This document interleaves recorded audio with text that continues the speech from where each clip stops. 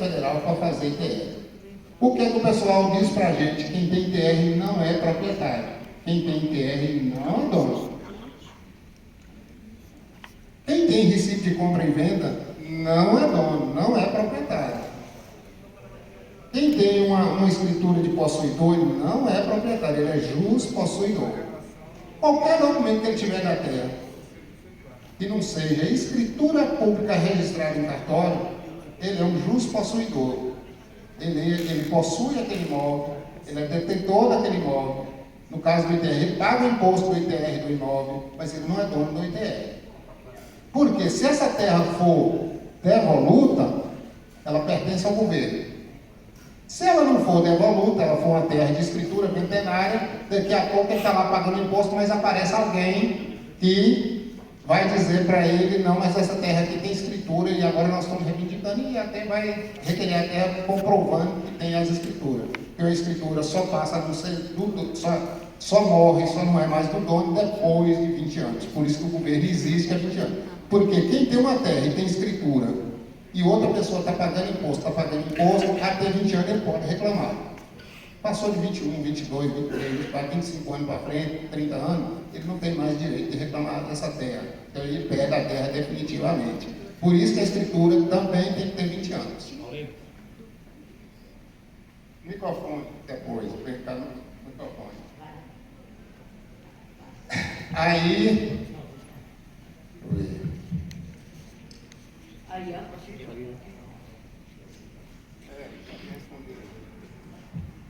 Bom dia a todos e todas. Sou Antônio, cidade de Serrinha, também me tenho interessado na função da crédito fundiário.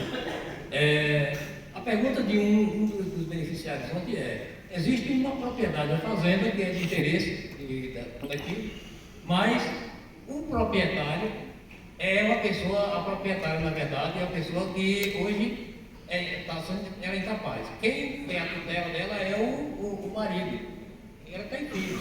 E o proprietário, o esposo dela, quer vender o terreno. O pessoal fica na dúvida, não. Será que é possível a gente comprar uma propriedade onde a proprietária ela é incapaz, porque ela teve um acidente e ficou impossibilitada das suas funções, e o marido é quem resolve tudo para ela. E o marido agora vai vender, ele tem filhos. Será que eles podem comprar, pode ser um objeto de reforma? Pode. Doutor Igor, que é melhor para responder, porque é um nosso jurídico. Certeiro aqui. É o seguinte, só para explicar o que é o Instituto da Curatela.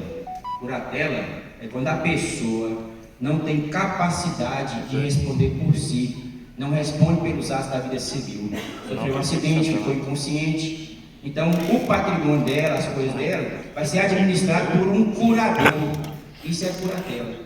Quando a pessoa é nova, fala tutela, mas quando é maior de idade, é curatela. Então, o curador, ele tem a responsabilidade legal, o compromisso legal perante a justiça e perante a lei, de ser o responsável pela prática dos atos. Então, a compra e venda de um imóvel, o curador tem total legitimidade, certo? Então, o imóvel pode ser objeto de negociação tranquilamente. O curador tem legitimidade para assinar, para vender e para administrar o patrimônio do curatelado.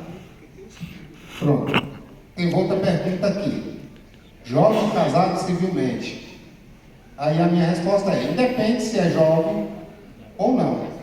Sendo casado civilmente e separou, só pode participar depois que for divorciado, oficialmente em juízo e registrado em cartório por esta decisão do juiz. Eu fui separado em 2007, eu separei da minha ex-esposa, correu na justiça um processo, o advogado da época não resolveu, foi com o doutor Igor em 2018, nós resolvemos o divórcio, e quando o juiz liberou o divórcio, ele botou os papéis na minha mão e diz o seguinte: agora vai lá em cartório e registra isso. Por quê? A decisão do juiz não é só a decisão que ele deu ali. Se ele deu a decisão ali e eu guardei o documento, ele fica sem validade, porque ele não tem o registro em cartório. A mesma coisa para a escritura, e agora eu vou voltar lá atrás, na escritura que o senhor Edésio falou aqui, que é um título do governo. Se a pessoa que recebeu o título do governo, ele guardou na gaveta dele, e não levou no cartório e registrou, não vale nada, certo? Não vale nada para ele vender, não conta para venda para ele, porque só conta para venda 20 anos depois do registro em cartório. Tem que ter 20 anos, 20 tem nada a escritura, mas tem que ter 20 anos de registro em cartório. Se ele tem 2 anos que ele recebeu a terra ou 3 anos, e ele não registrou, ele for registrar agora, só vai contar 20 anos de hoje para frente. É? Deixa eu ver ali. Pergunta do jovem. Isso, então, o jovem, depende se ele é jovem, se ele é mais idoso, se ele é um senhor, se for. Então está nessa coisa. Ah, é viúvo, ficou viúvo. Aí tem que pegar a certidão de casamento, junto com a certidão de óbito, levar em cartório e... Como é que chama isso? Averbação. Averbação. Isso, eu esqueci da palavra de averbação. Então tem que ir no cartório averbar essa certidão de óbito. Pessoal, isso é muito importante, viu? Porque quando você vai adquirir patrimônio, você está comprando um imóvel, se você... o seu regime de casamento influencia. Se você é casado civilmente, a esposa tem que assinar junto, tem que estar no contrato, não é isso? Então, está separado de fato, mas não está juridicamente, não está divorciado, precisa regularizar o divórcio e averbar no cartório para que compre. Olha, essa pessoa aqui, ela já não é mais casada, então a ex-esposa não precisa assinar um documento, uma escritura junto daquela negociação. Então, reflete no próprio contrato. Então, o Estado Civil regularizado é necessário para que... Porque assim, é bom esclarecer, porque muita gente que está no pré-filiado, mas muita gente mexe com previdência aqui. Previdência é situação de fato. Às vezes a pessoa é juntada e aposenta, mas aqui não. Aqui tem que ser ao pé da letra. É divorciado, tem que ter a certidão de casamento com a averbação do divórcio, dizendo, olha, esse aqui está divorciado. Por quê? Porque na hora de assinar o contrato com o banco, a ex-esposa não precisa assinar.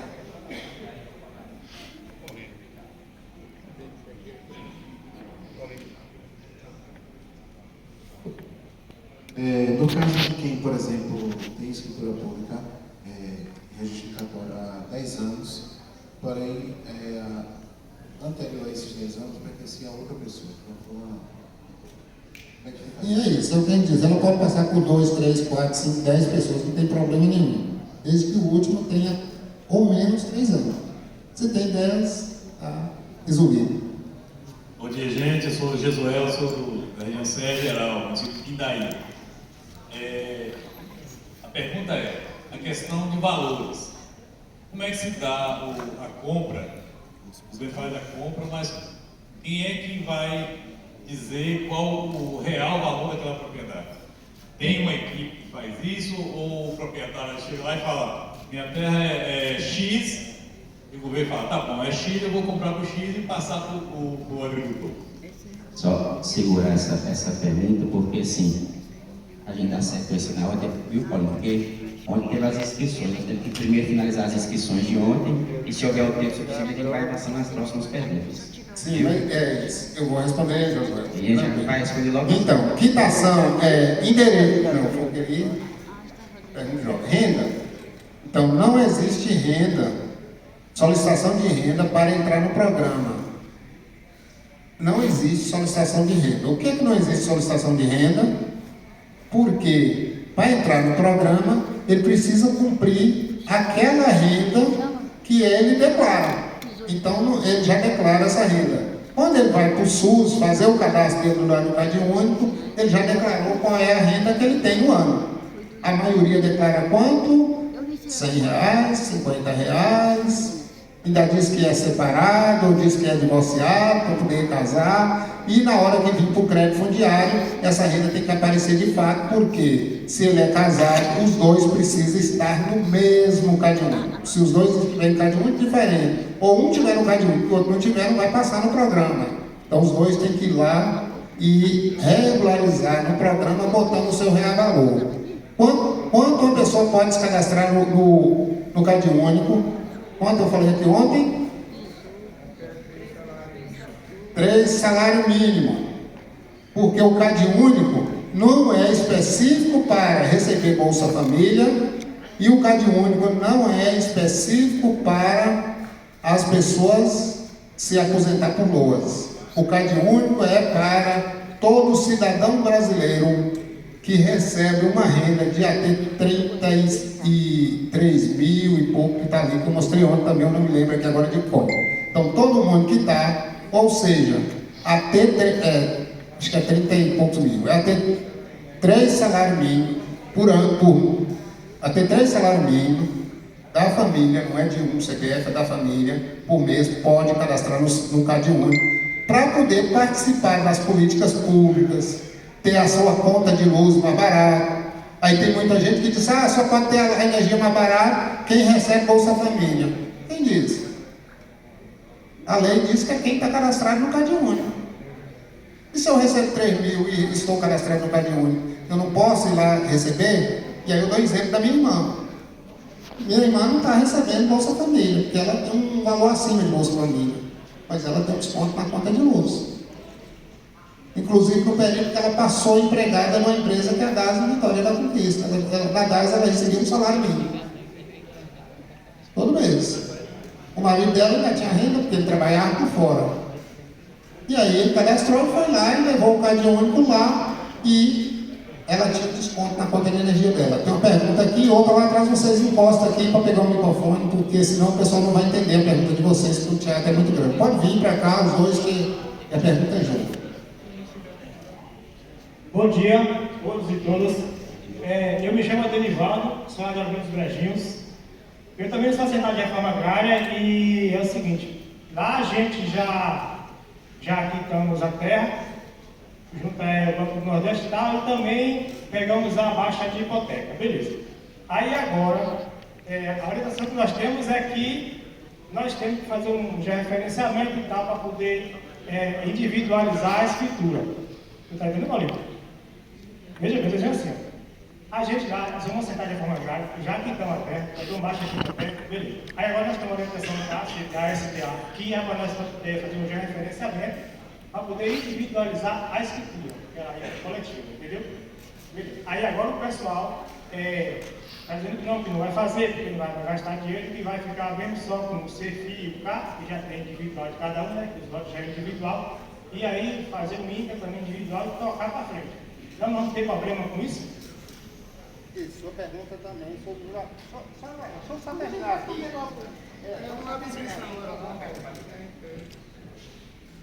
Isso. Pronto. Então, vou só finalizar ali. Aí depois nós voltamos para as perguntas de vocês aqui. Endereço. Alguém perguntou como é que comprova o endereço. Comprovação. Precisa ter a comprovação. O que comprova? Conta de energia, água, telefone. Que essa está na norma brasileira, está lá na Constituição, que essas coisas oficialmente eu consigo comprovar que eu moro naquele endereço. Certo? A Previdência busca mais até uma carta, tudo vai se ajudando. No programa, nesses programas mais aqui, eles aceitam 3 coisas: conta de água, energia e telefone. Até a correspondência, sendo aquelas correspondências de telefone que ele vai receber, de conta de água e outras coisas, também ajudam. E tem que estar em nome de quem? Do beneficiário, ou da esposa, em nome do pai ou da mãe deles. Não tem isso em nome deles. O que é que vai servir? Um contrato de aluguel. Eu tenho um contrato de aluguel, aí serve. Não tenho um contrato de aluguel, mas eu tenho uma declaração reconhecida, firma ou assinada GOV, acompanhada das contas de energia do proprietário, porque não adianta o proprietário dizer para mim, ele mora lá na minha fazenda. Como é que vai provar para o governo que ele mora naquela fazenda? É um contrato de aluguel ou uma declaração que ele mora lá, reconhecido firma ou assinada via GOV pelos dois, acompanhado da conta de energia daquele proprietário que está declarando. E também tem casos que aí o proprietário é João. Está lá nas escrituras dizendo daquela terra que é João que é o proprietário. Mas quem vai fazer, aí na hora de fazer o contrato, Dona Maria, que é a mulher de João, vai lá e faz o contrato. Mas a conta de energia está em nome de João. Esse contrato tem validade? Não. Porque como é que eu vou dizer que João é dono dessa conta de energia aqui, dessa fazenda? Se a conta de energia está em nome de Dona Maria, então o contrato precisa ser em nome de Dona Maria. Tanto de aluguel como declaração que ele mora lá. Então são documentos que vai juntando para poder provar isso. Quitação, houve alguém que perguntou. Aí eu estou dizendo, a carência para a terra é de 3 anos. 3 anos vocês não pagam nada. Pagando, aí continua pagando uma parcela por ano, e seja, são 25, 3 anos, até eu errei ali, que eu botei 23, mas é 22 anos, ou seja, é 22 parcelas, tem que quitar a terra. Se resolver pagar o total antes dos 10 anos, segundo informação do MDA, ele quita, ele, sem querer quitar antes dos 10 anos, ele vai quitar, perde todos os benefícios, porque ele mentiu para o MDA, porque a declaração que o técnico fez lá, a capacidade de pagamento não era para 8 anos, era para 25 anos, e o técnico faz em riba de quê? Essa declaração em riba da renda, em riba do que ele está dizendo que vai plantar, em cima do que ele está dizendo que vai colher, do gado que ele está dizendo, das cabras, do que ele estiver criando lá. Então o técnico vai comprovar essa renda por ano. Se ele teve renda maior do que isso, não foi da propriedade. Ele tinha outro lugar que ele não apresentou para o técnico no projeto. Então, se ele quer quitar antes dos 10 anos, ele perdeu, ou 12 anos aí, ele vai perder todos os benefícios, vai quitar 100% do valor e perder os benefícios. Por quê? O governo não está emprestando dinheiro para ninguém ser oportunista. Ele está emprestando para quem não tem o dinheiro para comprar a terra e quer a terra e precisa dela para trabalhar. Então, e se ele tem um benefício e tem 25 anos para pagar, por que ele quer pagar com 10? Então ele tinha renda e ele não apresentou essa renda. E quem tem renda alta, é como nós lemos ontem, quem tem renda alta, o juro é mais caro. Se ele tiver muita renda, ele vai ter tomar também, mas aí ele não tem nada, o juro dele é 4%, ele não vai ter abatimento. Então não esconda a renda, coloca a renda real e esquece esse negócio de querer pedir ter não, eu tenho algo aqui que está aqui, eu não preciso apresentar para o governo, e eu compro agora e daqui 3 anos ou 4 anos eu vou lá e quito essa terra e ganho desconto. Não ganha não. O desconto é para ele pagar no prazo que ele está fazendo, as parcelas. Técnico, aqui estão os nossos 2 técnicos, Vanuí, que é cadastrado pela FETRAF, e lá no município dele, vou passar o microfone, cada um fala. Vanuí, o seu município, Vanuí, Macaúbas, no território bacia do Paramirim. Isso é o Humberto, que também é agrônomo, diga a sua profissão. Luiz Humberto, território de Vitória da Conquista. Pronto. Eu chamei eles aqui para vocês ficarem olhando e verem. A FETRAF tem mais técnico cadastrado. Nós temos um filho de Té, que é Tiago, está lá no oeste da Bahia. Nós temos mais Marcos, meu irmão, que está Vitória da Conquista. Nós temos mais outros técnicos cadastrados. Tem muita gente querendo terra, doutor, e comparecer, ele liga para mim todo dia querendo terra, de município que não tem nada a ver com nós. A gente não tem como, eu da FETRAF, ou então não tem como deslocar a Vanuí de lá da Bacia do Paramirim para vir fazer um assentamento lá no extremo sul. Então não tem como deslocar São Humberto de Vitória da Conquista para ir fazer um assentamento lá no oeste. Até porque o valor que o MDA paga, não. O governo paga para o técnico, e que vocês vão pagar de novo, que fica aí, é de 1.000 e poucos reais por proposta. Acho que é 2.500 por proposta. A FETRAF, e a FETRAF negocia isso com o técnico, vai ficar com o técnico. Mas o técnico não recebe hoje. O técnico precisa fazer esse trabalho, nós vamos caminhar para o MDA.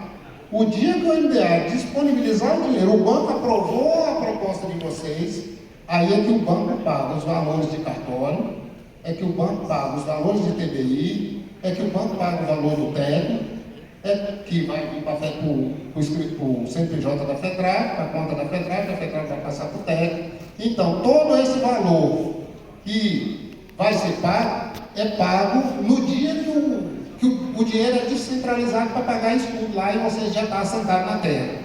Então, o técnico não tem como ele trabalhar de graça, pensando em receber um dia, fazer um trabalho para a família que às vezes nem vai dar certo no final, viajando quilômetros e quilômetros para ir lá fazer. Então, ele para fazer tem que ser ali na comunidade, na cidade que ele está, no município que ele está, em parceria com o sindicato, que às vezes até o sindicato já dá uma ajuda para ele lá no município, o nosso sindicato. Então, nós trabalhamos em parceria com os nossos sindicatos. E é por isso que vem o reforço de vocês se afiliarem ao sindicato. Os técnicos têm que ser na região. Lá no extremo sul é Fernando, um técnico nosso lá que está em Itaém, e Fernando já disse, não, eu topo fazer essa proposta com esse pessoal aqui. Então, os nossos técnicos é descentralizado por região, certo?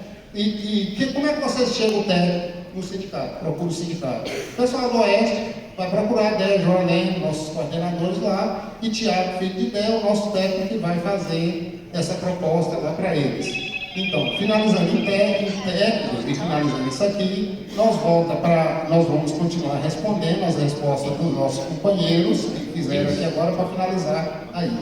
Você já está falando de pagamento, a dúvida de Jesuel sobre como que é feito o processamento do pagamento da terra, não é isso, Jesuel? Não é isso? Então você falou aqui já do pagamento das taxas, mas ele quer saber como que é esse processamento, Isso. que paga a terra e tudo mais. O processamento e pagamento da terra. Dentro de tudo isso que ele falou, o dia que nós encaminhamos o técnico, nosso técnico, eu volto para o técnico, ele vai juntar toda a documentação do povo 100% ok. Ele tem que estar com a documentação ok, porque ele não, se tiver ou tiver 100 pessoas, ele não tem espaço mais do que 30 dias para ficar lá no sistema, no computador, mexendo, não. O espaço dele é 30 dias prorrogável, da hora que ele mexe com primeira pessoa. Então, os documentos têm que estar tudo na mão dele. Ele encaminhou na proposta. A primeira proposta da FETRAF, nós ainda não fez nenhuma. O nosso acordo aqui com a SDA em Salvador é que o técnico que fizer a primeira proposta nossa, nós vamos vir com esse técnico em Salvador, vamos sentar com os profissionais lá da SDA e o SDA vai olhar com ele, documento a documento, dizendo está ok, meia hora, um dia que for preciso, e vai dizer que está ok. O SDA de Salvador deu ok junto com o nosso técnico, a proposta já sobe direto para Brasília. A proposta subiu para Brasília tem 30 dias para mandar para o banco. O banco tem 30 dias para chamar beneficiários e proprietários, abrir a conta e fazer os pagamentos. Certo? Ok, bom. Obrigado. É possível? Bom dia, pessoal. O Paulino queria que você, doutor Igor, discorresse em relação à situação. Piritiba, nós temos uma área de assentamento, menino, na Baixa Pequena, veterinária. E aí, passou os 20 anos, outros proprietários agora estão vendendo. A Porteira Azul comprou metade desses lotes, desses pedaços da terra, desses beneficiários. Essas terras poderão ser objeto da reforma agrária de novo ou não, já que ela já foi uma vez. E a gente tem muita gente que está de olho nessas terras porque tem um valor muito abaixo do mercado lá na região. Por exemplo, para quem compra, pessoas comuns, está saindo em média de R$4.000. A Porteira Azul compra R$2.500, R$3.500. A Porteira Azul é um dos maiores conglomerados de fazendas de produção de citros do Brasil e de outras frutas também. Mas o valor é esse. E aí, essa terra pode ser objeto novamente, já que foi uma vez? A terra pode, só que ela não é mais fazenda, ela é lote. Então, como é que se dá isso? Você comprou um lote do MDA, comprou um lote de terra desse.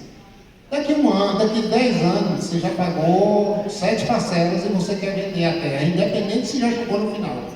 Daqui 7 anos você quer vender a terra, vai até o banco, diz para o banco, eu quero vender, senta com o banco, conversa, chama o técnico no município, busca quem é a família individualizada, quem é o lote, quem é a família que quer comprar. A família o técnico vai fazer toda a avaliação com esse documento, se ele é elegível, e se essa família for elegível, ele vai fazer todo o trâmite de encaminhar para Brasília, Brasília vai encaminhar para o banco, e o banco vai gerar uma nova proposta, o banco vai pagar para ele que está no crédito imobiliário as 7 parcelas que ele pagou, e o comprador vai assumir tudo, o total do valor da terra. Aí tem outra pergunta aqui sobre a individualização com o INCRA. Essa individualização aí é um processo normal que depois que quita a terra, porque naquele tempo aí era uma proposta diferente, que antigamente para comprar a terra precisava-se de associação. Para comprar uma terra só comprava, se tinha 50 pessoas, só comprava se fosse associação. A escritura dessa terra saía em nome da associação. Então ela era uma propriedade vendida por associação. Hoje não é mais assim. Então o processo antigo aí, o MDA cortou isso Então não compra mais terra em conjunto, com escritura em nome da associação, e esse processo aí vocês vão ter que se individualizar lá como vai ser. Hoje, na hora que faz, é aquilo que eu disse ontem. Como é que chama, Daniel?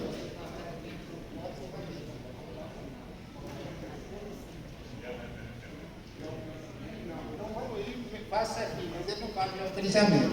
Tem que vir um técnico, um profissional que faz georreferenciamento, já divide a terra antes mesmo de encaminhar no sistema.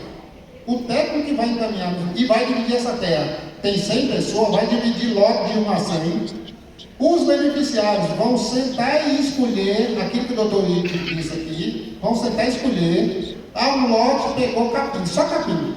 E ele vai ficar nesse lote, o outro vai ficar no outro lote, o outro vai ficar no outro lote, o outro vai ficar no outro lote, o outro vai ficar no outro lote, pronto. Lote 1 a 100, CPF de Paulino no lote 1, CPF no lote 2, pronto. Aí fez a compra, essa compra é individualizada, apenas a escritura fica lá no cartão, fica lá no banco, retida, e o dia que ele quitou, ele recebe a escritura dele já de uma vez zerada. Não o processo antigo, é um outro processo que aí só o povo do INPE, do MDA, para poder dizer para vocês como é que faz isso, certo? O de hoje é diferente, não é mais igual era antigamente. Acho que aí responde a resposta sua. Então hoje já é individualizado. Então a gente já disse, a topografia, o proprietário que está entregando, ele entrega a propriedade dele, vamos supor que seja esse teatrão todo. E cada cadeira aqui desse teatro é um lote. Os beneficiários que estão comprando a terra já tem que entregar esses lotes também, tudo junto no mesmo processo para o MDA, já vai dizendo, o da parte do vendedor, tem os documentos do vendedor, vai o tamanho do lote todo, e da parte dos beneficiários, cada um vai com o seu lote ali definido, já definido isso em compra, e a compra também não é amarrada, se um CPF tem 100 pessoas, ela 99 pagou e um não pagou. Só a terra dele vai ficar hipotecada, dos outros não vai, porque já é individualizado. A pergunta, acho que foi a outra que está sem responder aí, foi a de... Acho que já encerrou, né? Acho que não tem... A gente precisa encerrar aqui também. Os outros já estão quase chegando. A minha pergunta é sobre tamanho de loteamento, mínimo e máximo desse loteamento. Isso varia um pouco de região, mas o mínimo aceitável pelo crédito fundiário é um mínimo de 10 hectares, que é o viável, certo? É um mínimo de 10 hectares que ela é viável. A região que a pessoa vai poder comprar 50 hectares, que nem tem lá Santa Rita, esse melhor país, vai poder comprar 150 hectares, talvez vá. Porque lá são terras muito baratas, e vai poder chegar num valor mais longo.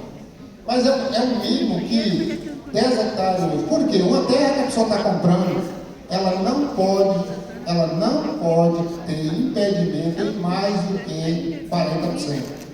Quem está comprando a terra, 60% dela precisa ser agricultável. Isso já é estudado pelos estudos de que se a terra não for 60% agricultável, o agricultor não consegue trabalhar e pagar a terra. Então, o que é esses 60 e esses 40? APP, que é a beira de rio. Na terra que o senhor compra com o seu dinheiro, o senhor vai lá e solta a galho e faz a sua roça até a beira do rio. Estamos comprando aqui pelo crédito fundiário, não. Tem que seguir a lei. E aquela metragem que não pode chegar na água, tem que ficar lá reservado, porque a reserva é APP, beira de rio. Tem um morro na terra. Eu conheço aqui na região, que eu estou aqui na região cacaueira, que o pessoal planta nos pés de cacau, que para buscar o cacau lá embaixo, muitas vezes, eles botam nas costelas de um jegue, e esse jegue não sobe direto, porque senão ele cai de costa na serra. Ele sobe caminhando de lado, até fazer um caminho para tentar ir rodando, e ele não leva nas costas, porque ele não aguenta levar um saco nas costas, porque só se ele amarrar uma corda no rio, aguentando na cintura, porque teve uma roça mesmo que eu fui subir lá, e eu caí de costa umas 3 vezes, porque eu não tenho costume de andar na ladeira. Então, nesse lugar de ladeira é APP, e o governo não aceita que ele seja desmatado, que ele seja agricultável, certo? Então o governo não aceita trabalhar. Antes de passar aqui para ela fazer a pergunta dela, eu vou responder também uma outra coisa que já surgiu aqui, eu vi, agora eu lembrei que eu não respondi. Valor de terra. O valor de terra, primeiro, se a terra for ter 4,5 milhões, os nossos técnicos vão poder avaliar essa terra junto com vocês. Se esse valor for acima de 4,5 milhões, aí o fazendeiro, não é mais o fazendeiro, tem que chamar um profissional com a sua devida carteira lá no conselho de avaliador. Esse profissional vai avaliar o valor de terra. O nosso técnico, com essa avaliação do valor na mão, ele vai comparar com a tabela valor de terras que tem no Brasil, que está lá no INCRA. Então, que a gente entra ali no Google ali, puxa valor de terras. Então, quando nós puxamos o valor de terra, então, com essa, se é acima de 4 milhões o valor da propriedade, o técnico vai olhar aquele valor do avaliador. Se tiver acima daqueles valores, a terra não é elegível para compra. A terra para compra para o beneficiário tem que estar abaixo dos valores de terra que tem oficial do governo. E esse valor está lá em valor de terra nua, no INCRA lá. Então, a terra está acima do valor daquela tabela, inelegível. O valor de terra nua, o valor da terra apresentado é 15 mil por hectare. O proprietário quer 15 mil por hectare. Vocês que estão negociando a terra, dizem, não, nós estamos comprando a terra, é por 12 mil. Ah, mas o dinheiro é do governo. E eu só vendo minha terra a 15. Olha, quem vai com o dinheiro está vindo do governo, mas quem vai pagar são vocês. A negociação é por vocês. Já teve gente de alguns fazendeiros me ligar, e como é que é para vocês comprar a terra? Quanto é que vocês pagam? Eu disse, olha, tem um valor de terra nua, você deve conhecer, aí onde é que a gente só conhece. Falei, pronto. Você vai apresentar para os beneficiários a terra, junto com eles e com o povo do governo vão olhar se está dentro desse valor dessa terra, e eles vão pagar quanto eles acharem que eles olhou a terra, eles vão pagar quanto a terra vale. Porque tem agricultor que está indo comprar a terra e acha que, eu estou recebendo o dinheiro do governo e eu não posso, eu tenho que estar caladinho aqui, que eu não posso falar o valor da terra.